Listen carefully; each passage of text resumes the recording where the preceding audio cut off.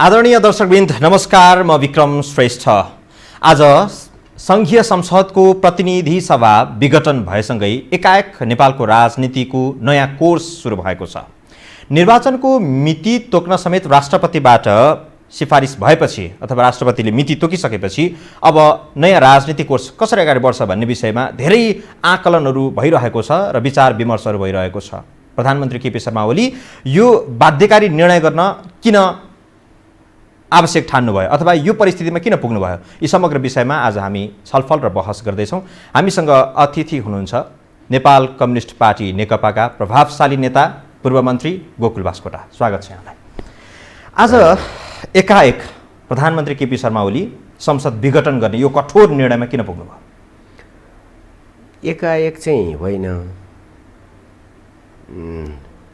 यो अवस्थामा पुर्याउनको लागि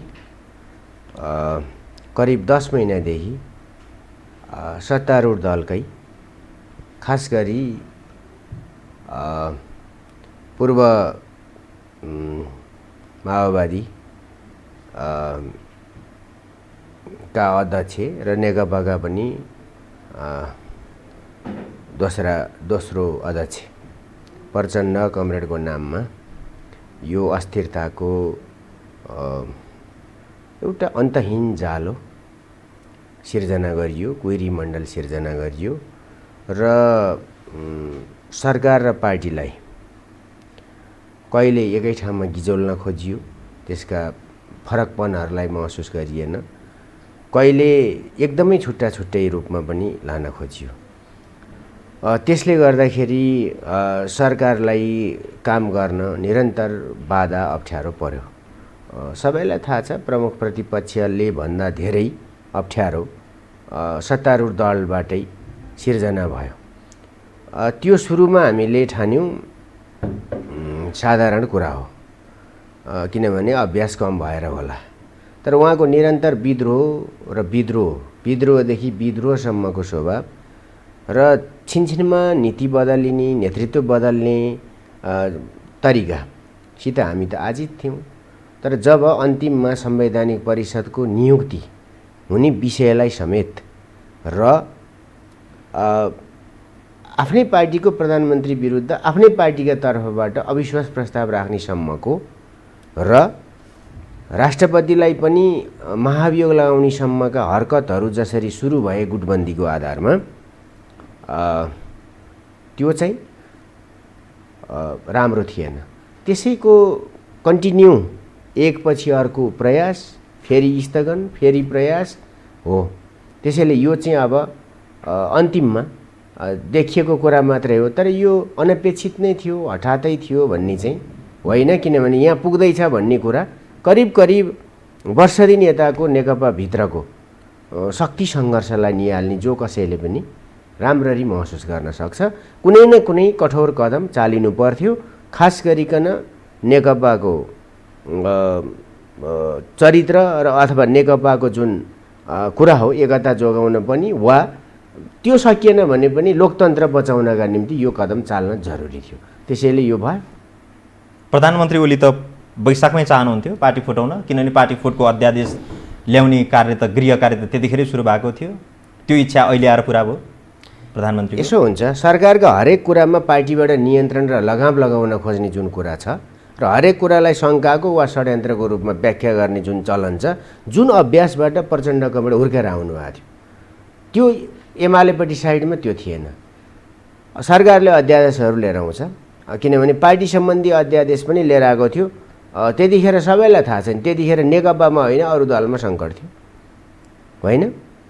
त्यसैले चाहिँ तर संसदबाट सरकार चलाउन खोजेको अथवा संसदबाट देश चलाउन खोजेको अभ्यास त तपाईँहरूले देखाउनु भएन। अध्यादेशबाट देश चलाउन खोज्नु भयो जस्तो देखियो। झन्डै 1 दर्जन अध्यादेश बिचमा आयो। अनि संसदलाई बन्धक बनाएर संसदलाई बन्धक बनाएको होइन। संसद आफ्नै दलको संसद आफ्नै सरकार विरुद्ध जहिले पनि तरबार लिएर, नाङ्गो तरबार लिएर उभिने अवस्था सिर्जना गरेपछि स्वाभाविक रूपमा र सरकारले जुन कदम लिएर आउँछ, यतिसम्म अनौठा कि एउटा फिल्म महोत्सव आयोजना गर्न दिने कुरामा पनि राष्ट्रवाद र राष्ट्रघात भयो भनेर निर्णय नै नभएको कुरा, कहीँ केही नै अत्तो थाहा छैन। खालि एउटा यो मैले त्यसको त बिर्सेँ खास नाम त इभेन्ट जुन कोरिया अमेरिका धेरै देशमा भएका थिए यो बलिउडको कुनै एउटा कार्यक्रम गर्नलाई, त्यसमा समेत संसदीय समिति जाग्ने। अब लिपुलेक लिम्पियाधुराको सन्दर्भमा पनि आखिरी सरकारले निर्णय नै गरिरहेछ एउटा संशयको स्थिति बनाउने। हरेक समितिहरू जहाँ पूर्व माओवादीको तर्फबाट लिड भयो त्यसको सभापतिहरू, राज्य व्यवस्था समिति, त्यो अनेक अनेक अनेक त्यो एउटा चाहिँ विग्रहको आधार सिर्जना गर्ने चिज भयो। विगतका ती सबै घटनाक्रमहरू त्यसको सामना गर्ने कि संसदै बन्द गरेर अगाडि बढ्ने? सामना गर्दा गर्दा आजित भएपछि त्यहाँबाट भागेको जस्तो एउटा सरल रेखाबाट हिँड्नुपर्छ। हरेक कुरालाई दाउपेचको रूपमा जब लगिन्छ त्यसपछि मान्छे आजित हुन्छ। यहाँबाट चलिँदैन भन्ने हुन्छ, यसबाट सफल हुँदैन भन्ने हुन्छ। यो सफल बनाउन भन्दा के अरे ब्रेक लगाउन आएको जस्तो हुन्छ। त्यसैले त्यो एकत्वको भावना पनि नराखे जस्तो हुन्छ। त्यसो भएको हुनाले त्यो गयो फेस नगरेको। अनि आज संसदीय व्यवस्थालाई नै चुनौती दिने गरेर संसद विघटन गरिदिने यो निर्णय चाहिँ अनि यो सदाचारी यो चाहिँ राष्ट्रिय निर्णय हो त, राष्ट्रवादी निर्णय हो त? यो संसदीय व्यवस्थाको चुनौती कि सम्मान? चुनौती हो नि यो। चुनौती भने भए त संसद भङ्ग गर्ने, चुनावको मिति घोषणा नगर्नुपर्ने हुन्थ्यो। चुनावको मिति छ होइन, त्यहाँ घोषणा गरे वैशाख 17 र 27 गते। अनि त्यसो भएपछि चुनाव त हुने रहेछ नि त। अनि सरकार खत्तमै, यो अहिले लिड गरेर नेतृत्व खत्तमै हुन्छ भने पनि त जनताले त्यो मौका त पाइसक्यो। आम मतदाताले त्यो मौका त पाउनु भएन। अनि कसरी चुनौती दिया हुन्छ? चुनौती गएको निर्वाचनले त 5 वर्षको लागि स्थायी सरकार सञ्चालन गर्न दिएको त्यो म्यान्डेट त हो नि। जनताको इमानदारीतापूर्वक प्रदान गरिएको मतमाथि अपमान भएन? हो, सुन्नुहोस्, यो मतको अपमान चाहिँ तपाईँलाई एउटा कुरा खुलस्त बताउनु पर्यो। चुनावी मोर्चामा चुनाव लडेको हो र केपी ओली प्रधानमन्त्री हो भनेर तत्कालीन एमाले जनताको बिचमा प्रस्तुत गरेको हो। घोषणापत्र चुनावी मोर्चाको एउटै बनाएको हो। त्यसैले तपाईँ मत हेर्नुहोस्, सिट हेर्नुहोस्, ती सबै कुराले के गर्थ्यो भन्दाखेरि चाहिँ प्रचण्डलाई होइन प्रमुख नेता मानेको, प्रचण्डलाई सत्ता सेयरमा खोजेको होइन, अहिले सहयोगीमा खोजेको। तपाईँले त पूर्व माओवादी र पूर्व एमालेको विश्लेषण गर्नुभयो। अहिले त माधव नेपाल र प्रचण्ड एउटै किताबमा हुनुहुन्छ। त्यो सक्न दिनुहोस्। कमजोर त्यसपछि यो होइन कमजोर, पार्टीभित्र त कमजोर देखिनु भयो। सुन्नुहोस् न, तपाईँका विरुद्ध बलिया हुनेहरूले पार्टी कहाँ पुर्याएको थियो फर्केर पृष्ठभूमि हेरे हुन्छ। खुब बलियाहरूले 15 वर्ष नेतृत्व गर्नेले, 32 वर्ष नेतृत्व गर्नेले प्रचण्ड र माधव नेपालको कुरा गर्नुभयो होइन। माधव नेपालज्यूले 15 वर्ष लिड गर्नुभयो, पार्टी कहाँ थियो हेरे हुन्छ इतिहास। केपी ओलीले त्यसको तुलनामा 5 वर्ष हो, पार्टी 6 वर्ष हुन 6-7 भयो। यो बिचमा एकता भएको हुनाले डिस्टर्बेन्स भएको। अनि एक कार्यकालमा माधव नेपालको नेतृत्वमा पार्टीको संसदको हैसियत, पार्टीको चिज देखाउनुहोस्। माधव नेपालको बेला पार्टी फुटाएको होइन, फुट्या होइन, के गरेर फुट्या, के गरेर जुट्या, ती हिसाब हेरेर आउँला। यो छोटो कुराकानीमा एकदम धेरै स्त्रीको कुरा नगरौँ, कुनै आरोप पनि लाउनु छैन। तपाईँका विरुद्ध जब 5 जना मिलेर उताडा छेक्छन् भने कतातिर केले मात्रै प्रतिरोध गर्ने? त्यो चाहिँ राम्रो गरेको थियो, त्यो राम्रो कुरा हो। अनि सरकारलाई सहयोग गरेको थियो, एउटा दृष्टान्त दिनु न। होइन, आजको मितिमा, अघि मैले तपाईँलाई सोधेको, आजको मितिमा त प्रधानमन्त्री केपी शर्मा ओली एक्लै पर्नुभयो। हाँगोहरू समाउने हाँगोहरू नभएपछि संसद विघटन गरेर सम्पूर्ण चुनौतीका मार्गहरू बन्द गरिदिनु भयो। चुनौतीका मार्ग बन्द गरे होइन, चुनौती स्वीकार गरेर चुनावमा जान्छु भने, बुझ्नुभयो? उल्टो परिभाषा नगरौँ न। चुनौतीलाई पर सार्नु भयो होला नि, त्यसलाई त त्यसरी बुझौँ। झन् नजिक लिएर आउनु भएको नि, उहाँसित नि त 2 वर्ष कुर्ने ठाउँ थियो होला, होइन? 3 करिब चुनाव भएको त 3 वर्ष भयो। सरकार होइन, तपाईँले नै अघि भन्नुभयो अविश्वासको प्रस्ताव दर्ता हुने परिस्थिति आइसकेपछि, पद फुस्किने डर भइसकेपछि उहाँले संसद विघटन। मैले पद फुस्किने डरले भनेको छैन, अविश्वासको प्रस्ताव आउने भनेको त त्यही हो नि। सुन्नुहोस् न, एकतालाई विश्वासघातमा बदलेपछि अनि आफ्नै परिवारका सदस्यहरू चाहिँ चुप्पी बोकेर निस्किसकेपछि ती माथि भरोसा गर्नुपर्ने थिएन। र जनतामाथि भरोसा गरेर आएको सत्तामा हुनाले जनतामाथि नै भरोसा गर्न वा मेरो मूल्याङ्कन तिमीहरू आफै गर, प्रत्येक नागरिकले गर, म के गर्दै थिएँ, मलाई कस्तो चुनौती दियो, मलाई सजाय दिनुपर्ने भए जनताले दिन्छन्, पुरस्कृत गर्नुपर्ने भए जनताले दिन्छन् भनेको चिज हो। केपी ओली एक्लै परेको भन्ने कुराको कुनै तुक छैन। केपी ओलीले जनताको बिचमा जान्छु भनेको कुरा साहस हो, यसरी हेर्नु पर्यो। लोकतन्त्रको सम्मान हो, त्यसरी हेर्नु पर्यो। होइन, क्याबिनेटै अपुरो भइसक्यो। आज 7-7 जना मन्त्रीहरूले राजीनामा त्यो मन्त्री भने प्रधानमन्त्रीले बनाउने हो, हेर्नुहोस्। क्याबिनेट अपुरो भयो पुरो भयो केही मतलब छैन। प्रधानमन्त्री एउटा प्रभावशाली 7 जना मन्त्रीहरूले राजीनामा त गर्नुभयो। मन्त्री जम्मै प्रभावशाली हुन्। को प्रभावशाली नभएको मन्त्री हुन्छ? प्रभावशाली भएरै मन्त्री बनाएको होला नि त। त्यसैले प्रभावशाली अप्रभावशाली लोकप्रिय नेताहरू त हुनुहुन्थ्यो। लोकप्रिय कुरा अब चुनाव, योगेश भट्टराई, वर्षमान पुन, अब सबैको कुरा चुनावमा क्या। लोकप्रियता, लोकतन्त्रमा लोकप्रियताको मापनको एक मात्र बिन्दु भनेको इलेक्सन हो। यति त मान्नुहुन्छ? कहाँबाट हुन्छ मापन? इलेक्सन होइन? इलेक्सनले त तपाईँहरूलाई अब सरकार सञ्चालन भन्छु कि तपाईँ रिगी रिगी ती जानुभयो। प्लिज, म त्यही भन्दैछु। इलेक्सनले केपी ओलीलाई साथ दियो, नेता मान्यो, नेता स्वीकार्यो, 5 वर्ष हाम्रो मत, हाम्रो आस्था, हाम्रो विश्वास तिमीलाई भनेर दियो। तर त्यो प्रधानमन्त्रीलाई पार्टीभित्रको अनुचित गठबन्धनले सत्ता छोड भनेर भन्ने कुरा लोकतान्त्रिक विधि हो? अनि लगाउनुहुन्छ आरोप निरङ्कुश, महानिरङ्कुश उहाँहरू हो, जसलाई जनताले पत्याएको थिएन, लिएर आएर यो हैसियतमा दिइसकेपछि अनि केपी ओलीकै विरुद्ध अनि गणितको हिसाब किताब गरेर अनि ढाडमा टेकेर टाउकोमा हान्ने भन्ने पुरानो पोलिसी कार्यान्वयन गरे होइन? त्यही भएर आज पार्टीको स्थायी कमिटी बैठकले त निर्णय गरिदियो, त्यो ढाडमा टेकेर टाउकोमा हानेको अनुशासनको कारबाही गर्ने भनेर निर्णय नै गरिदियो। त्यस्तो राजनीतिमा यो नौटङ्की चलिरहन्छ, त्यसको कुनै मतलब छैन। जे स्थायी कमिटीको बैठकको निर्णयलाई नौटङ्की भन्दिने यसरी? यो त स्थायी कमिटीको त्यही पहिलो अध्यक्ष हो, जो अध्यक्ष छ ऊ बिनाको उसले बोलाएको बैठकै होइन, बैठकै अवैध हो। कार्यकारी अध्यक्ष त हुनुहुन्छ नि त, पार्टी सञ्चालन गर्ने सम्पूर्ण जिम्मेवारी यहाँ लेखिएको अनुसार महासचिवले गर्नुभयो बैठक सञ्चालन, कसले गर्यो?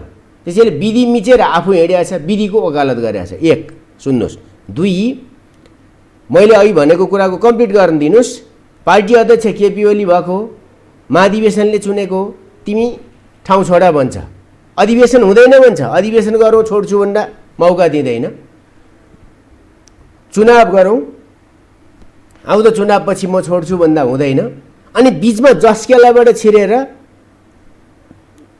वैधता प्राप्त गरेको लोकतान्त्रिक विधि र प्रक्रियाबाट आएको नेतृत्वलाई छापामार शैलीमा पुरानै मान्यता ढाडमा टेकेर टाउकोमा हान्ने, ढाड भने होइन माधव कमरेड, अहिले टाउकोमा हान्ने होइन त, हेक्का हुनुपर्छ।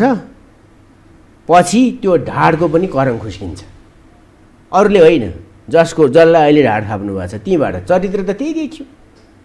त्यसैले मत जितेर गर न, मत जितेर डेमोक्रेसीमा लुकेर आक्रमण नगर। म आक्रमण गर्दैछु भनेर खुल्ला गर। प्रधानमन्त्रीले के भन्नुभयो भने मलाई साह्रै अप्ठ्यारो बनाएको हुनाले जनताले मलाई साथ दिएको, जनताले मलाई विश्वास गरेको, त्यस अनुरूपको काम पनि म अगाडि बढाउँदै थिएँ, तर वर्ष दिनदेखि अवरुद्ध गरिरहेको हुनाले अब म नयाँ जनादेश चाहन्छु, जे गर्नुपर्छ, जुन शक्ति सन्तुलन कायम गर्नुपर्छ।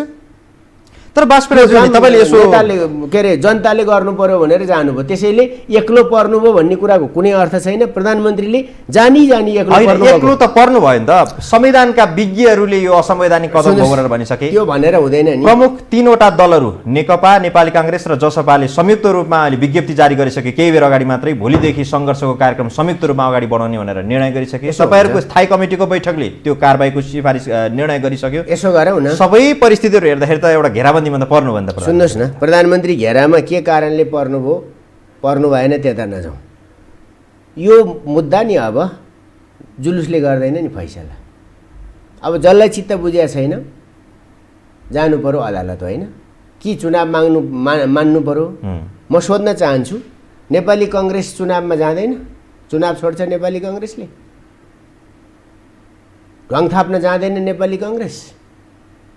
उसले त्यो छोडो, ऊ कुन लोकतन्त्रतिर ऊ जाँदैछ त? त्यसो भए सडकले जे भन्छ त्यही कुरामा जाँदैछ कि मतपत्रले जे भन्छ त्यही कुरा लोकतन्त्र भन्ने परिभाषामा जाँदैछ नेपाली कङ्ग्रेस?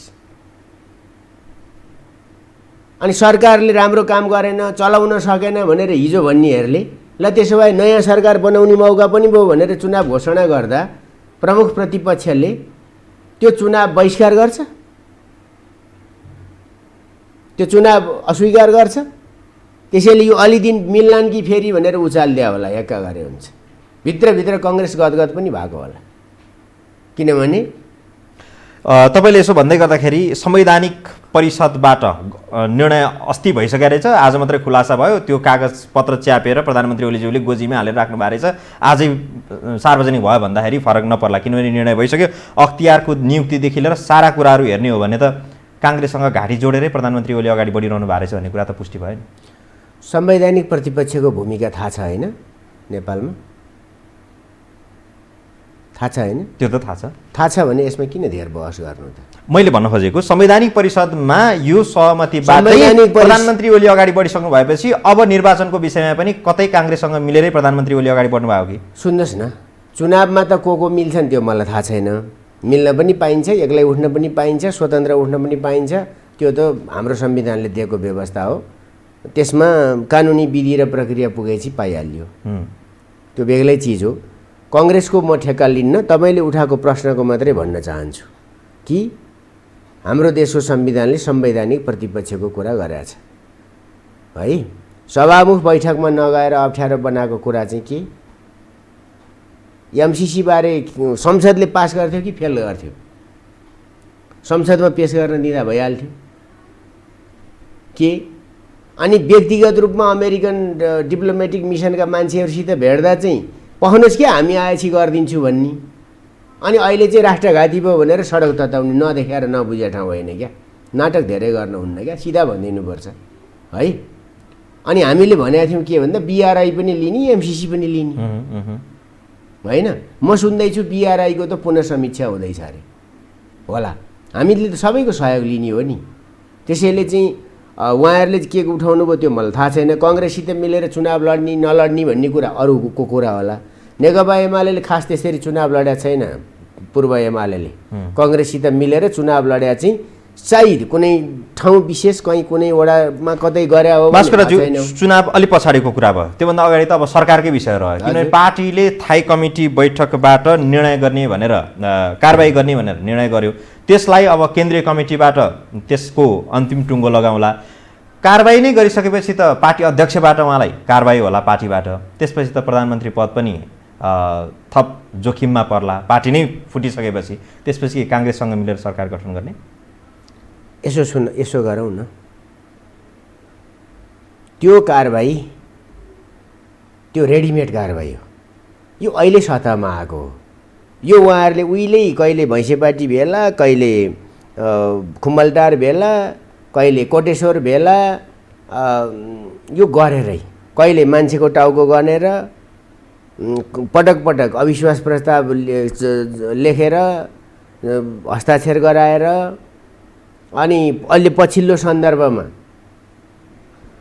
तलको स्थिति के छ भनेर नापजाँच गरेर यो सबै कुरा गरेको हो। म एउटा कुरा खोलिदिउँ, यस्तो कुराको केही अर्थ लाग्दैन। अब प्रधानमन्त्रीलाई उहाँहरूले पार्टी अध्यक्षलाई कारबाही गर्ने कुरा त्यो उसलाई गर्ने हो। हेरे भइगयो नि 54 सालमा माधव नेपालले वामदेवलाई कारबाही गर्नुभयो, वामदेवहरूले पनि माधव नेपाललाई कारबाही गरिदिए। कारबाही त्यतिमा मात्रै सीमित नरहला नि त। कारबाही नै गरिसकेपछि त पार्टी फुटतिर पुग्ला। फुटमा गइसकेपछि अब संसदीय अङ्कगणित त त्यहाँबाट टुङ्गिनै सकेको छ। यद्यपि काङ्ग्रेससँग सहकार्य हुने सम्भावना छ कि छैन?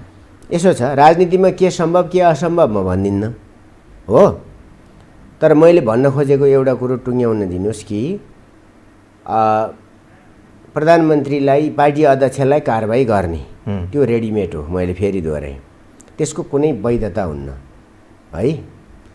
र हाम्रो विधानअनुसार यदि यो विधानलाई मान्ने हो भने दुईटा अध्यक्षको सहमतिमा हुने निर्णयहरू महासचिवको ले बोलाएको बैठकमा हुने निर्णय नै वैधानिक हुन् है। अल्पमत र बहुमतको कुरा हाम्रो विधानले अहिलेको सन्दर्भमा स्वीकार नगरेको विषय हो। त्यो कुरा छैन। यतिसम्म लेखिया छ कि महाधिवेशन समेत सहमतिमा हुने भनेर लेखा छ। त्यहाँ अल्पमत र बहुमतको व्यवस्था छैन। त मैले तपाईँलाई एउटा उदाहरण दिएँ नि, महाधिवेशन समेत जहाँ प्रतिनिधि होइन नयाँ केन्द्रीय समिति बन्छ त्यसमा समेत सहमतिमा गर्ने भनेर लेखाएको छ। अब त्यहाँ अल्पमत र बहुमतको के अर्थ? भनेपछि प्रधानमन्त्री ओलीलाई पार्टीमा पार्टी अध्यक्षबाट च्युत गर्न सक्ने अवस्था छैन? छैन, त्यो सम्भवै छैन। त्यो विधानले नै दिँदैन, के गर्नुहुन्छ? अर्कालाई निरङ्कुश भन्ने, अर्कालाई अवैध भन्नेले त आफूले किन अवैध काम गर्नु त? प्रवक्ता नारायण श्रेष्ठले त अघि पत्रकार सम्मेलन भन्नुभयो, तपाईँहरू घोर निरङ्कुश भन्नुभयो प्रधानमन्त्री ओली, यसको विरुद्ध अब हामी लाग्छौँ भनेर त भन्नु। ठिक छ, निरङ्कुश एकदम प्रजातान्त्रिक बन्नको निम्ति त मतपत्र टोकेर जित्नुपर्छ, मत गर्ने ठाउँमा अब तारजाली राख्नुपर्छ होइन? सुरु भयो नि त त्यो होइन? त्यो पनि आर्मीले ब्यारेकहरूमा राख्ने के अरे त्यो काँडेदार राखेर मत गर्नु पऱ्यो होइन? त्यो चाहिँ लोकतान्त्रिक होला?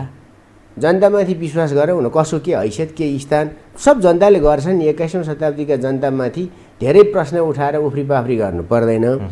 मिलिन्न भने भइगयो त, आफ्नो अर्को पार्टी बनाउने हक छँदैछ, के कारबाही गर्नु पर्यो?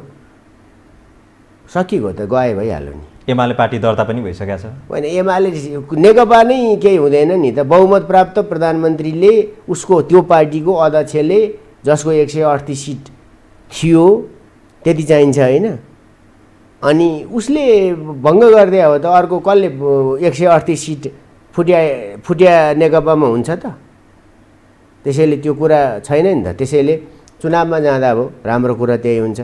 अब कोही गए पनि नगए पनि चुनाव त हुन्छ नि। माओवादी हुन्थेन पहिला चुनावमा, चुनाव भयो कि भएन? ती छ नि उदाहरण नजिर। अनि 70 कि कति सालमा वैद्य नै विप्लव नै नभइकन चुनाव भयो नि? भएन? चुनाव त भयो त। अनि त्यो चुनाव हेरे भयो नि त। अनि अहिले चाहिँ अब चाहिँ चुनाव हुन्न भने के हुन्छ त? हामी आर्मीलाई बुझाउँछौँ? यदि त्यो परिस्थिति होइन भने आज प्रधानमन्त्रीले आकस्मिक सुरक्षा समितिको बैठक बोलाएर हाई अलर्टमा रहनु भन्ने त्यो त भनिहाल्नु हुन्छ नि। त्यो त किन आवश्यक छ? वैध सत्ता हो, त्यसले भनिहाल्छ नि। हिंसा नभड्कियोस्, उत्तेजनामा कोही नजाओस्। माइती गरेर भ्रिकुटी मण्डपमा निस्केको र्यालीबाट अलिकति हच्किनु भएको हो कि? यस्तो हो, त्यो निस्किरहेको छ। त्यो त कतिपयको त्यो निकाल्न पनि पाउनुपर्छ, तर त्यो संवैधानिक सोल्युसन होइन नि। त्यो त विरोध प्रदर्शन हो होइन? तर निर्वाचनले दिन्छ नि खास नतिजा त को के हो भन्ने कुरा चाहिँ। हाम्रोमा धेरै कहिलेकाहीँ बुझेर पनि विरोध गर्नु पर्दैन नि। तर जो निस्किए, म उहाँहरूको निस्किया कुरामा केही पनि भन्न चाहन्न है। त्यसैले चुनाव नगर्नु चाहिँ अलोकतान्त्रिक हो, चुनाव गर्नु चाहिँ लोकतान्त्रिक हो है। सडकमा निस्किएका तपाईँहरूको पार्टीका नेता कार्यकर्ताहरूको सङ्ख्या उपस्थिति हेर्दाखेरि चाहिँ यो यतिकै टुङ्गिने जस्तो छैन कि? आज किन 3 दलले निर्णय पनि गर्यो अब संयुक्त रूपमा आन्दोलन गर्ने, सडक सङ्घर्ष गर्ने। यसो गरे भइगयो त भने त्यो जम्मै थो गर्न पाइन्छ के? संसद पुनर्स्थापनाको माग गरेछ त अदालतले गर्यो भने त्यो कुरा होला नि त। सडकबाटै संसद पुनर्स्थापनाको लागि त्यो सम्भव छैन। दबाब आयो भने त्यो सम्भव छैन नि। कसरी हुन्छ? त्यो सम्भव छैन नि। किन सम्भव छैन? इच्छा चाहना हो। प्रधानमन्त्री ओली ल ठिक छ अब यसलाई सच्याउँ भनेर पछि हट्नुभयो भने त्यो सम्भव हुँदैन र? यस्तो छ नि, एउटा पोजिसन भइकन निर्वाचनको मिति घोषणा भइसक्यो। अनि म तपाईँलाई बताउँ, यदि लोकतन्त्रको माग गर्नेहरूले फेरि गठजोड गरेर केही मान्छेहरू केही नेताहरूले यसो गरौँ भनेर त्यो मान्नुपर्ने हुँदैन नि। कङ्ग्रेसलाई के चाहिएको छ त? चुनावबाटै लिए भइहाल्यो। गठबन्धन सरकार बनाउनु भन्दा त कङ्ग्रेसकै बहुमत आउँछ कि? त्यही गरे भइगयो नि। चुनावमा गएन त्यो मौका हो। गठबन्धनमा त नहोला, अर्कोलाई त्यही होला, अर्कोलाई त्यही होला होइन? जनताले जसलाई सजाय दिनुपर्ने हो, जसलाई पुरस्कृत गर्नुपर्ने हो त्यो त गरिहाल्छन् नि। त्यसलाई चाहिँ चुनौती दिने दल चाहिँ को नि? फेरि मैले मतदान गर्न पाउनुपर्छ भनेर नि भोलि सडकमा निस्किन्छ नि मान्छे। अनि त्यसको चाहिँ कुरा सुन्ने कि नसुन्ने त? जनता वाक्क दिक्क भएका छन्। तपाईँहरूको अनुहार, तपाईँहरूको गतिविधि हेर्दाखेरि कतै व्यवस्थामाथि नै प्रश्न चिन्ह उठाएर जनता अर्को व्यवस्थातिर लाग्यो भने? व्यवस्था बचाउन 19 बुँदे हेर्नु न आरोप पत्र, त्यसमा व्यवस्था बारेमा गरिएका टिप्पणी हेरे भइहाल्यो नि। के छ? त्यही अनुसार केपी ओली चलेन भनेर एटाक गरे होइन? त्यसमा के छ? लोकतान्त्रिक कुरा छ कि तानाशाही कुरातर्फ पार्टीलाई र पार्टीका माध्यमबाट पार्टीको सरकारका माध्यमबाट त्यता जाने कुरा छ। त्यसैले लोकतन्त्रमा त्यहाँ त पार्टीको सुन्नु न, नेतृत्व गरेको सरकारमा को पनि नेतृत्व गरिरहेका व्यक्ति प्रधानमन्त्री ओली बढी तानाशाही देखिनुभयो, लोकतान्त्रिक पद्धतिमा रहनु भएन भन्ने नै त्यसको निष्कर्ष छ नि। त्यहाँ त निष्कर्ष त्यो उल्टो हो नि। त्यहाँ पेट बोलीमा के छ, गर्नु पर्यो के गरेन के भनेर भनेको छ। तपाईँहरूको यही भ्रष्टाचार बढ्यो, व्यथिति बढ्यो, यही तपाईँहरूको मनुपरी बढ्यो, पात कुद्ने कुरा नेपालको पत्रकार साथीहरूको पनि प्रब्लम भयो क्या। त्यहाँ के उल्लेख गरेको छ भने डेमोक्रेसीको सन्दर्भमा पार्टीकरण भएन राज्य संयन्त्र भन्ने कुरा उठाएको छ। बुझ्नुभयो? पार्टीसँग समन्वय भएन सरकार सञ्चालनमा, पार्टीकरण भएन। बुझ्नु भएन अझै? बुझ्नुहोस् राम्ररी। राज्यका संयन्त्र भन्नाले निजामती अथवा संवैधानिक भित्रका अड्डा अदालत, पुलिस, प्रशासन, त्यो पार्टीकरण हुनुपर्ने हो डेमोक्रेसीमा। कङ्ग्रेसले यही स्वीकार्यो हो, ठिक छ त। त्यसो भए बुझौँ त सत्ता। त्यही आधारमा त्यही दस्तावेज काङ्ग्रेसले पनि स्वीकार गरोस् न त, भइहाल्यो त। तर सरकार सञ्चालन गर्ने त पार्टीसँग समन्वय गरेर पनि समन्वय गरेर एकलौटी रूपमा सरकार सञ्चालन गर्ने त्यो छुट त छैन होला नि त। एकलौटी भने के? विवेक आफ्नो सोचले चलाउने। केपी ओलीले आफ्नो प्लानिङमा यो शक्ति स्थापना गरेपछि, केपी ओली प्रधानमन्त्री भएपछि मुलुकले दिएको संविधान एकलौटी शक्तिमा सरकारले अथवा तपाईँको पार्टीले त्यत्रो मत त ल्याए होइन नि त। पार्टी एकता छ, त्यहाँ धेरै नेताहरूको लगानी छ, योगदान छ, त्यत्रो घमण्ड पनि नगर्नुहोस् न तपाईँहरू। सुन्नुहोस्, एउटा कुरो बताइदिउँ। प्रतिपक्षमा रहेर केपी ओलीले 60% स्थानीय तह जितेको जगमा बनेको हो। यो त्यतिकै बिचमा दुईटा पार्टी मिलेर मात्रै आएको मत हो यो। त्यहाँ सङ्गठन थिएन, सद्भाव त त्यहाँबाट त्यहाँ सङ्गठन थिएन, जनताको सद्भाव त त्यहाँ जनता त्यहाँ थिएनन्। 60% भन्दा बढी लोकल तहमा जिताउने जनता त्यहाँ थिएनन्। कस्तो कुरा गर्नुहुन्छ तपाईँ? तपाईँहरूको विश्लेषण कस्तो हो त्यो? त्यहाँ जनता थिएन। सिधा विश्लेषण र स्वच्छ विश्लेषण त त्यही हो नि। पार्टी तपाईँहरूको एकता जनतासँग भाका राखेर तपाईँहरू निर्वाचनको मैदानमा जाने, जनताले विश्वास गरेर। खोलिदिउँ हजुर, तपाईँले निकै धेरै चिज प्राप्त भयो भन्नुभयो नि। हेर्नु होला भोटको प्याटर्न के छ।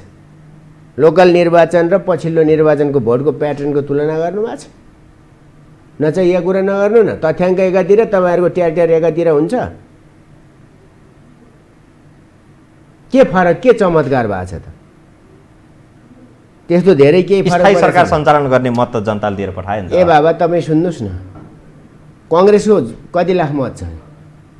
त्यसो भए तपाईँहरूले त्यतिखेर किन पार्टी एकता गर्दाखेरि दुई अध्यक्ष रहने भनेर किन व्यवस्था गर्नुभयो त नि? किन सहमति गर्नुभयो? किन पार्टी एकता गर्नुभयो? त्यसो भए त्यत्रो घमण्ड हो यदि हो भने? यदि सुन्नुहोस्, त्यो हो, त्यहाँ ठिक ठाउँमा आउनुभयो। एउटा त्यो वामपन्थी मत धेरै विभाजित नहोस् भनेर सदाशयता उदारता प्रकट गरेको हो। त्यही कुराले आएको। त्यो जनताको पनि चाहना थियो, कार्यकर्ताको पनि चाहना थियो। आजित भइयो नाङ्ले पसलहरू थापेर। त्यसैले एउटा सुपर मार्केट खोलौँ न त भनेर सुपर मार्केट खोलेको हो। जनताको भावना त्यही हो, कार्यकर्ताको चाहना त्यही हो। विभाजन न कार्यकर्ताको न जनताको चाहना हो। तर नेतृत्वले निरन्तर के कुरा खोज्यो भने नेतृत्वले सधैँ षड्यन्त्रको बाटो रोज्यो, जुन कुरा अगाडि नै मैले उल्लेख गरिसकेँ। यतिसम्म गर्यो कि म 3टा कुरा यसबिचमा भएका बताइदिन्छु। साथीहरूसित हाम्रो पनि संवाद हुन्छ। के भन्छन्? गुट भेलाहरूमा उनीहरूको रणनीति, गोप्य रणनीति बन्छ। के विश्लेषण हुन्छ? रणनीतिक प्रतिरक्षामा थियौँ, रणनीतिक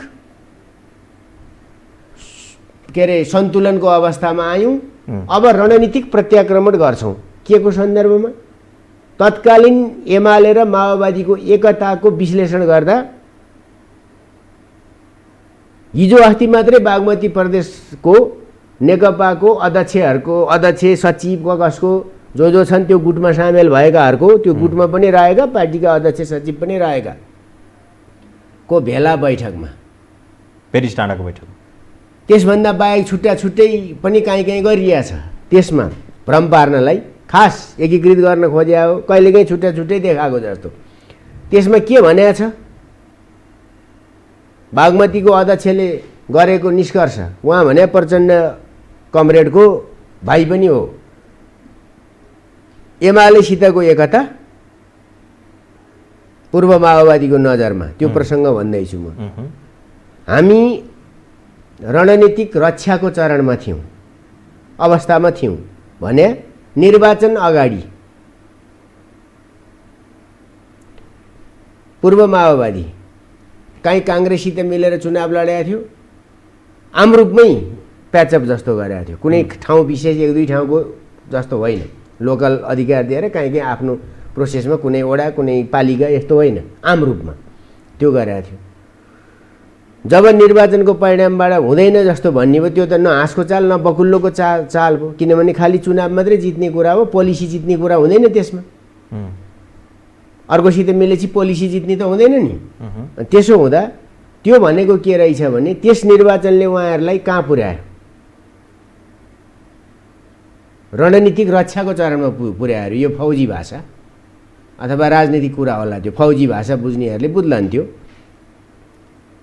अनि पछि के भयो त, अनि एमालेसित मिलेपछि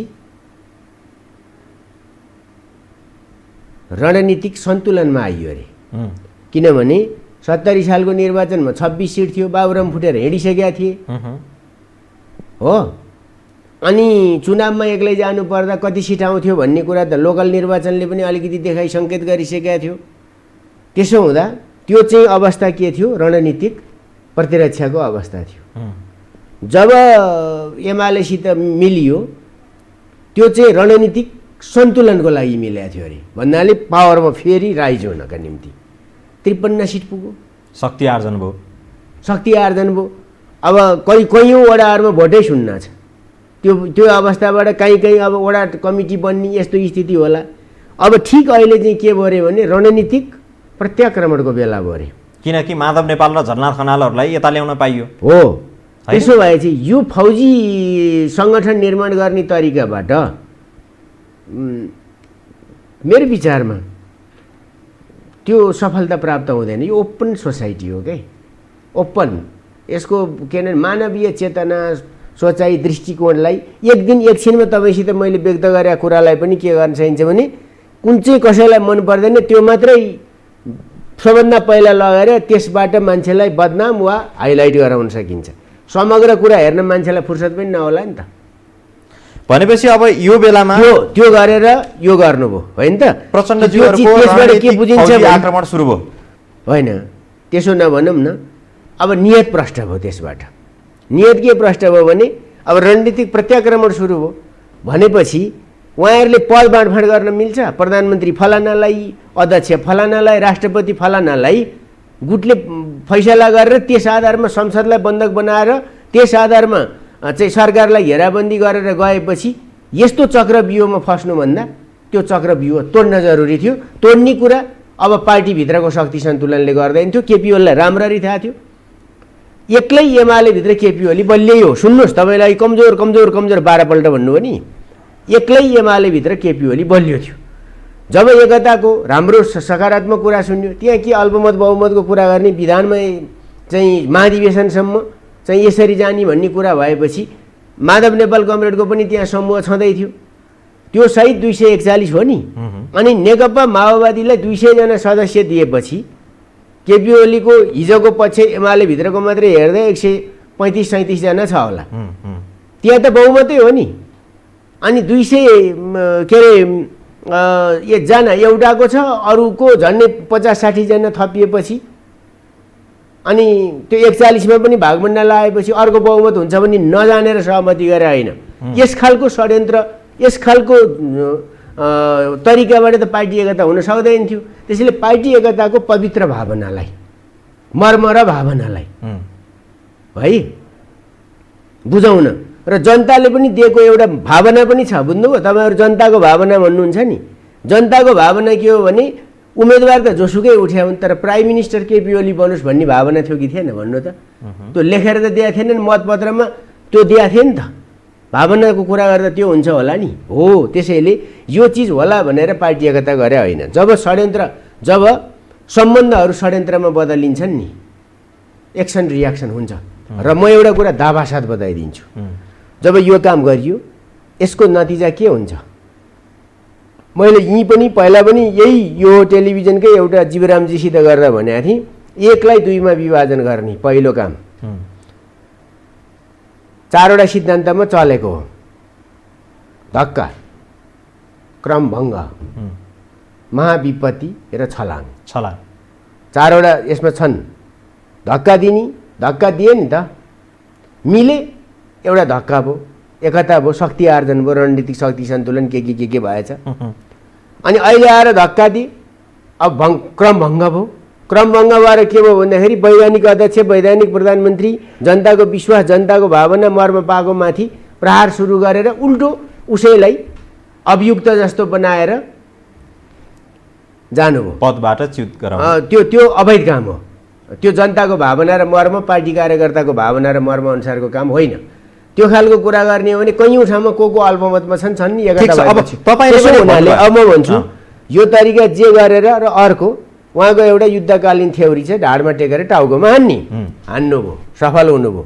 तर म एउटा कुरा दावासाथ भनिदिन्छु, यसै गरी जाने कुरा नै प्रचण्डको पोलिटिकल लाइफको क्लाइमेक्स र कोल्याप्स यही हो। यहाँभन्दा धेरै केही पनि हुँदैन। प्रचण्डको पोलिटिकल क्लाइमेक्स र कोल्याप्स यही हो, यही बिन्दु हो। कोल्याप्स सकियो, राजनीति नै सकिन्छ। किनभने त्यो त यो तरिकाको षड्यन्त्रकारी तरिकाको नेतृत्व गरेर जानु हुँदैन। कसरी सकियो? माधव नेपाल, झलनाथ खनाल जस्ता धुरन्धर नेताहरूले साथ दिँदासम्म पुष्पकमल दाहाल प्रचण्ड आफैमा एउटा इतिहास।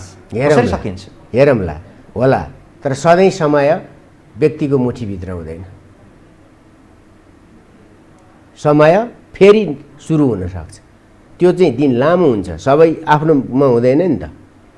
त्यसैको लागि हो तपाईहरुले दुरुपयोग अनुसन्धान आयोगमा अहिले भर्खरै प्रमुख आयुक्त नियुक्त गर्नुभएको चर्चा छ नि। बेसरी बाहिर धेरै चर्चा छ। हामी यो षड्यन्त्रमा विश्वास गर्छौं। यो षड्यन्त्र अब केपी शर्मा ओलीले पार लगाउनुहुन्छ। अब उहाँलाई पुरानो फाइलहरू सर्वोच्च अदालतबाट उठाउन सुरु हुन्छ भन्ने चर्चा छ। प्रतिशोधको राजनीति हामी गर्दैनौँ।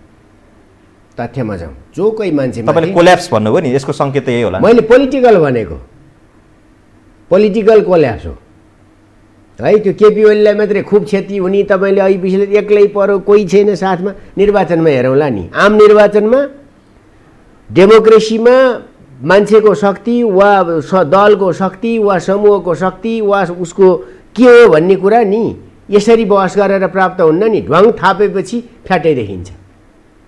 त्यहाँ आउँछ के, बुलेटबाट आउँदैन नि, ब्यालेटबाट आउँछ होइन।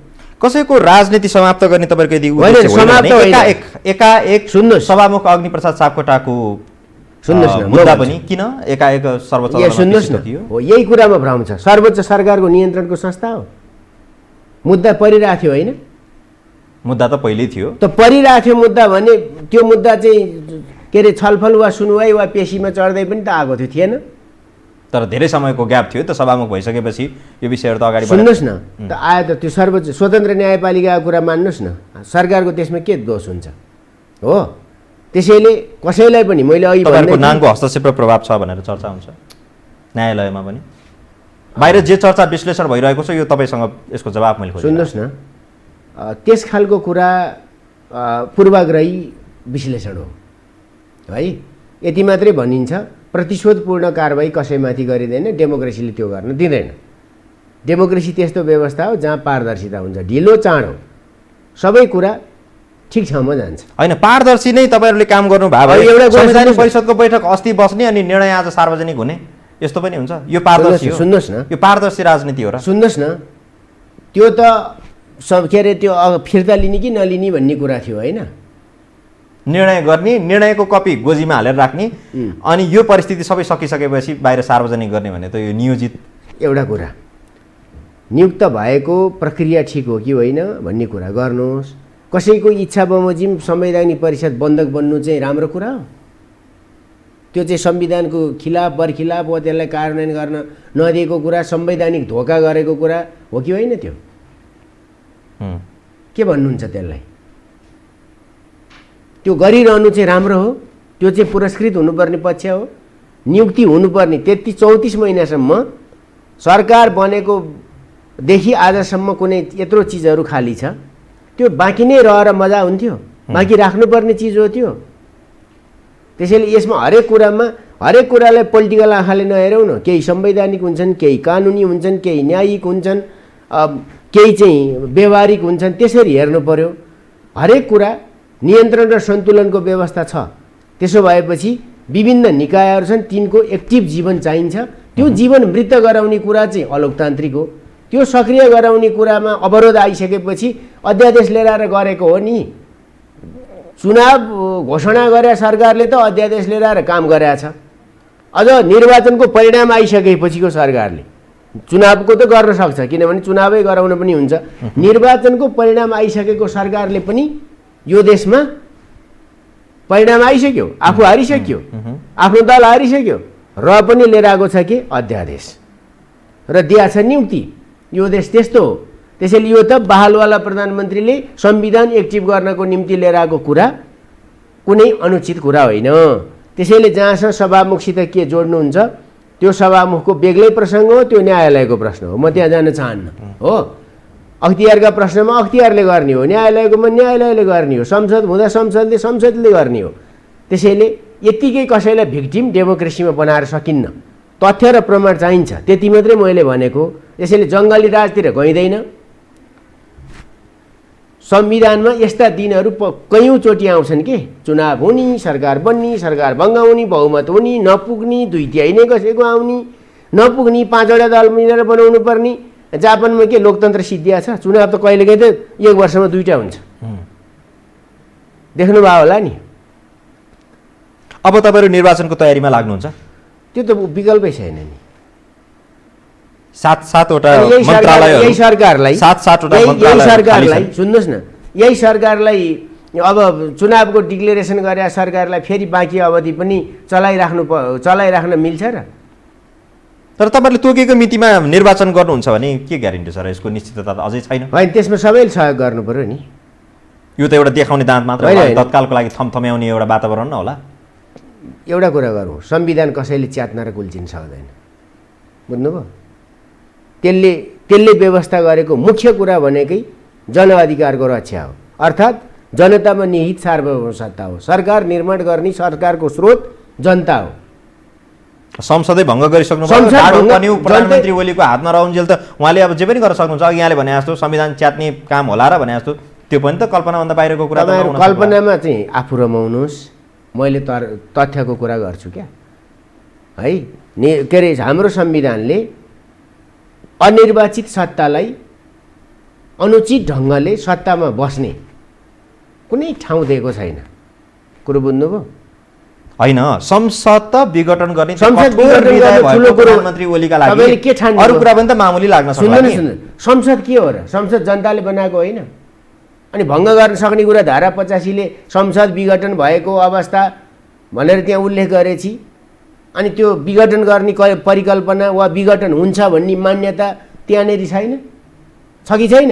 कुन गैर संवैधानिक कुरा हो त्यो? चिन्तकहरूको विश्लेषण चाहिँ अब प्रधानमन्त्री सर्वसत्तावादी चरित्रमा लागिसक्नुभयो, यसकारण अब यो निर्वाचन नगराउन पनि सक्नुहुन्छ।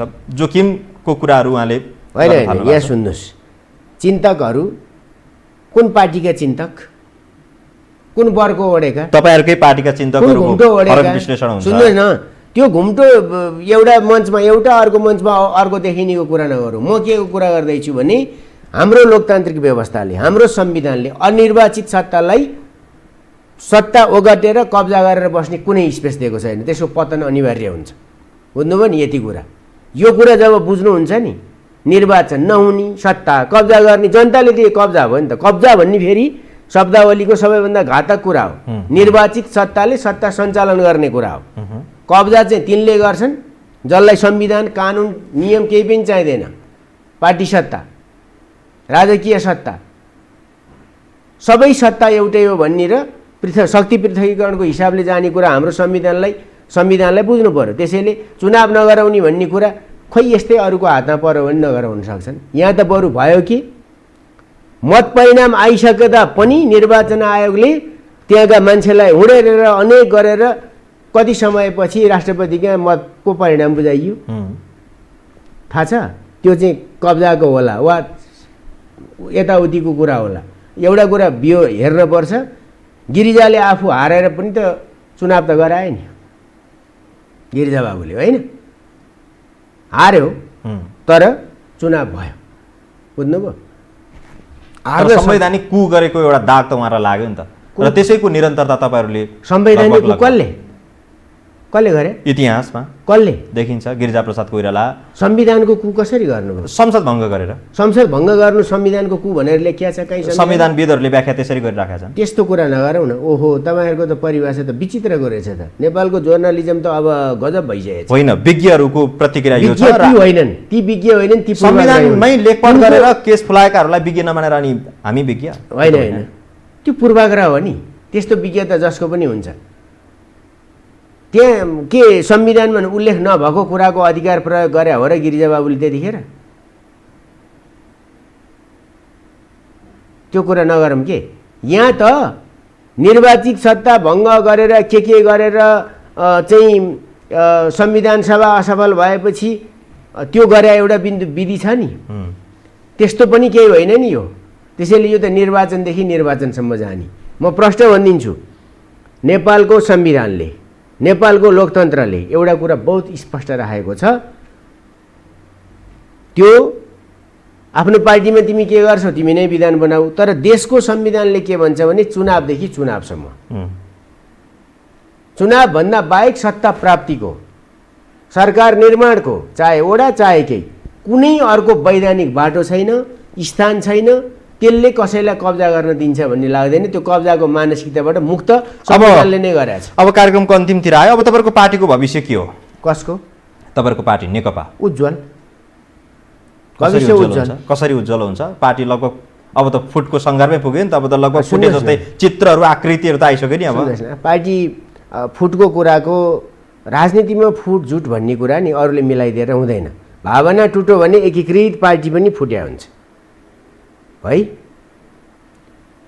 एकदम पार्टी बाहिर देख्दा एकीकृत हुन्छ भित्र खोक्रो हुन्छ फुटेकै हुन्छ एकले अर्कालाई अन्तर्गत गर्ने भोट नहाल्ने भोट लिलामीमा चढाउने यस्ता खालका कुराहरू कैयौँ समयसम्म रहलान् नेपालमा त्यो पनि होला त्यसैले चाहिँ त्यसरी रहनुभन्दा गन्तव्यसहितको दृष्टिकोणसहितको आफ्नो साङ्गठनिक क्षमतासहितको आफ्ना मुद्दासहितको कुरा जनताको बिचमा लिएर जाने कुरा त्यसमा इन्जोय गर्नु पर्यो शक्ति त जनताले सिद्धान्तको बारेमा त तपाईँको पार्टीभित्र छलफल बहस अथवा विवादको विषय होइन यो त शक्ति आर्जन कसरी सत्तामा पुग्ने कसरी शक्ति आर्जन गर्ने भन्ने विषयको मात्रै व्यक्तिगत टकराव हो नि त जानुभयो नि त तपाईँ पार्टीको भविष्य भने होइन मैले त्यसैले सामाजिक न्यायको डेमोक्रेसीको समग्र लोकतान्त्रिकरणको विकास निर्माणको एजेन्डा र मुद्दा केपी ओलीले उठाएर कार्यान्वयनको प्रक्रियामा त लाँदै गरेको अवस्था हो त्यसमा अवरोध सिर्जना गरेर जब चुनाव हुन्छ भने पार्टीको भविष्य के हुन्छ ठिक हुन्छ पब्लिकले पनि त हेरिरहेको हुन्छ नि तपाईँको मात्रै आँखा छन् र सरकारलाई हेर्ने तपाईँले भने त केही गाइडेड वा चाहिँ के भन्दाखेरि वेल नोन सबैलाई थाहा भएको उहाँले बेसी के बोल्नुहुन्छ भन्ने कुरा प्रश्न को उभिँदा कुन विज्ञ उभिँदा के बोल्छ भन्ने त नेपालमा थाहा छ नि विज्ञहरूले छुट्टै स्वतन्त्र विज्ञताको अभ्यासको प्रयास गर्नु भएको छ र नेपालमा उहाँहरू त पार्टीको कार्यकर्ता जस्तो हुनुहुन्छ प्रभाव देखिन्छ हो पार्टीको कार्यकर्ता जस्तो देखिने हुन्छ नि वा नेताहरूको कोटारीहरूको चाहिँ प्रवक्ता जस्तो देखिने हुन्छ नि त त्यसैले मैले भनेको कसैको विद्वतालाई मैले चुनौती दिएको होइन तर विधको दुरुपयोगको कुरा चाहिँ मैले प्रष्ट रूपमा भनिदिएको त्यसैले म त्यो पत्याउन मान्दिनँ नेपालमा शक्ति निर्माणको स्रोत जनता हो अरू कोही पनि होइन पार्टीको हैसियत के हुन्छ जनताले जुन ठाउँमा दिन्छ त्यही हुन्छ त्यसैले म अहिले आफ्नो पार्टीको अपेक्षा भन्न सक्छु हामी अँध्यारोतर्फ जाँदैनौँ डेमोक्रेसी जनतालाई फैसला गर्न दिने कुरा कुनै कु पनि होइन केही पनि होइन अब जुन 7 जना मन्त्रीहरूले राजीनामा गर्नुभएको छ 7 वटा मन्त्रालय खाली रह्यो तपाईँ घटना परिस्थिति र त्यो आकस्मिकताले तपाईँ राजीनामा गर्न विवश हुनुभयो त्यतिखेर सञ्चार मन्त्रीबाट अब यो 7 वटा मन्त्रालय फुलफिल कहिलेसम्म हुन्छ तपाईँको केही दाबी पनि रहन्छ यसमा मैले किन दाबी गर्ने त्यो त नेपालमा सरकार बनाउने कुरा हामी वेस्ट मिनिस्टर सिस्टम भन्छौँ त्यो बाटो पुगेर नपुगेर होइन नि मैले एउटा चुनौती नै दिएको छु त मैले त म माथि कसैले प्रश्न उठाएको हुनाले त्यो प्रश्न निरूपण नहुन्जेल म राजा के अरे सत्तामा जान्न भनेको छु हो मैले चाहेर जाने स्पष्ट हो तपाईँ अहिले मन्त्री परिषदमा जानुहुन्न सुन्नुहोस् मैले चाहेर नि जाँदैन नि फेरि मैले भनेर जान्छ प्रधानमन्त्रीले चाहनु पर्यो जानको निम्ति हो। एउटा जानी मान्छेको पनि कुरा हुनु पर्यो, बुझ्नुभयो? प्रधानमन्त्रीले चाहनलाई त तपाईँ जस्तो प्रिय पात्र प्रिय नेता अलिकति अन्त छड्केस मड्केट फट नजानु न। म सिधा भनिदिन्छु नि, यसमा कुरा के छ भने मलाई त्यो सत्ताको केही मतलब छैन। पदले शक्ति निर्माण गर्ने मान्यताको म विपक्षमा हुँ। म काम गरेर आएको हुँ जनताको बिचमा, सङ्गठन बनाएर आएको हुँ जनताको बिचमा। यस्ता धेरै हुनुहुन्छ, म मात्रै होइन। अहिले चर्चा के भइरहेको छ? अब कुरा के भन्दाखेरि त्यो प्रधानमन्त्रीको कुरा हो, तर मैले के भनेको थिएँ भने हिजो म माथि प्रश्न उठ्यो, मैले रिजाइन गरेँ। यसको छानबिन होस् भनेको थिएँ सबैतिरबाट, संसदबाट होस्, अख्तियारबाट होस्, अदालतबाट होस्। अदालतमा म जानु पर्यो होइन। अख्तियारले संसदलाई नै लेखी पठायो कि त्यसमा कुनै आधार प्रमाण फेला परेन भनेर होइन।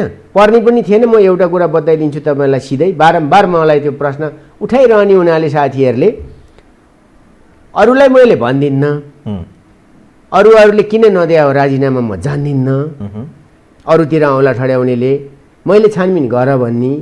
अब अख्तियारले त्यति भन्यो, अदालतमा मैले मुद्दा हालेको छु होइन, त्यसको फैसला होला। अब मेरो भनाइ यति छ कि अबको बहस एउटा चिज गर्न जरुरी छ। के अरे चुनावमा को उठ्न पाउने को उठ्न नपाउने, के प्रश्न उठेका मान्छेहरूको छानबिन कसरी हुनुपर्ने, कति अवधिमा हुनुपर्ने, सम्पत्तिको छानबिन कसरी हुनुपर्ने, सीमा के हुनुपर्ने, त्यसको बारेमा कुनै एउटा एकीकृत कानुन बन्न जरुरी छ। त्यो पालना गर्न जरुरी छ, त्यसको फ्रेमवर्कमा जान जरुरी छ। क्या अर्कालाई यसो केही हुनेछ हुँ गरेर गर्नेहरूको त देखियो त अहिले। हजुर आफूमाथि क्वेसन उठ्दाखेरि त कुनै राजीनामा दिने अथवा ल म चाहिँ छोडिदिन्छु, कमसेकम चाहिँ पार्टीले भए पनि गरोस् भन्ने कुरा त गर्न सकेनन् क्यारे। त्यसैले मेरो एउटा साधारण स्वतन्त्र विवेक प्रयोग गरेर उहाँले राजीनामा दिनु सक्नु, मेरो हकमा मैले नारायण श्रेष्ठलाई तपाईँहरूले कारबाही गर्न सक्नुहुन्थ्यो नि त। त्यो स्थितिमा सुन्नुहोस्, मान्छेलाई छोडिदिनुपर्छ, मान्छेको त्यसबाट प्रकटीकरण हुन्छ। म तयार छु केमा मैले अहिले जुन कुरा उल्लेख गरेँ कानुन लिएर। चुनावमा पनि एउटै मान्छेलाई कतिपल्ट टिकट दिने हो, एउटै मान्छेलाई कतिपल्ट मन्त्री बनाउने हो, एउटै मन्त्रालयमा 5 पल्ट बस्ने पनि हो कि होइन, किन बस्नु पर्यो, यी कुरा नि होला नि त। अब अन्तिममा आइपुग्यो राजनीतिक व्यवस्थाको सुधार पनि। जहाँसम्म तपाईँले मन्त्री बन्छस् कि बन्दैनस् भन्नुभयो, म पोलिटिक्समा लागेपछि स्वाभाविक रूपमा त्यो मेरो कल्पनामा त थिएन, मैले सोचे पनि होइन, मागे पनि होइन। तर अब के हुन्छ भन्दाखेरि त्यो बन्न सकिन्छ, बाटो यही हो। किनभने यो बाटोले मन्त्री बनाउँछ, सांसद बनाउँछ, मन्त्री बनाउँछ, बाटो खोल्छ, प्रधानमन्त्री बनाउँछ, बनाउला। तर त्यो माग पत्र लिएर, निवेदन पत्र लिएर हिँड्ने चिज होइन। त्यसैले प्रधानमन्त्रीले जे ठान्नुहुन्छ त्यही गर्नुहुन्छ। म त चुनावको तयारीमा लाग्छु, म किन त्यहाँ मन्त्री परिषदमा गएर बसिराख्नु पर्यो र परेन नि। अहिले चर्चा के छ भने पार्टी उपाध्यक्ष वामदेव गौतमलाई गृहमन्त्री बनाएर चुनावी सरकारको तयारीमा प्रधानमन्त्री ओली हुनुहुन्छ। गृहमन्त्रीले त राजीनामा दिनुभएको छैन, उहाँको अर्को मन्त्रालयमा व्यवस्थापन होला। होइन सुन्नुभयो नि, गृहमन्त्रीले त राजीनामा दिनुभएको छैन होइन। उहाँले त राजीनामा गर्नुभएको छैन, उहाँले लेखराज भट्टले राजीनामा गर्नु भएन। त्यही त ठिक छ नि त। अनि तपाईँले अघि त एमाले मात्रै फुटो भन्नुहुन्थ्यो होइन, अरू पनि फुटिया रहेछन् नि त। त्यसो भए त्यो त फुटिया छैन। त्यसैले मैले भन्न खोजेको कुरा के हो भने म चाहिँ चुनावतिर लाग्छु। मन्त्री कसलाई बनाउने प्रधानमन्त्रीको कुरा हो, त्यसमा मेरो कुनै मतलब चासोको कुरा हुँदैन। कुनै पनि पार्टीको सत्तारूढ पार्टीको इमान्दारिता के हो भने आफ्नो प्रधानमन्त्री आफ्नो सरकारको बचाउ र सहयोग गर्नु त्यसको काम हो। त्यहाँभित्र उसको पनि जीवन सफलता लुकेको हुन्छ। अब कैँची मारा तरिका निकालेर झम्टे गर्ने हो भने पतन चाहिँ अनिवार्य छ। वामदेव गौतमको सवालमा चाहिँ के हुन्छ? मैले अघि प्रसङ्ग जोडेँ, उहाँलाई पनि सरकारमा सामेल गराउने र अगाडि बढ्ने भन्ने त्यो उहाँले चाहेअनुसार हुन्छ।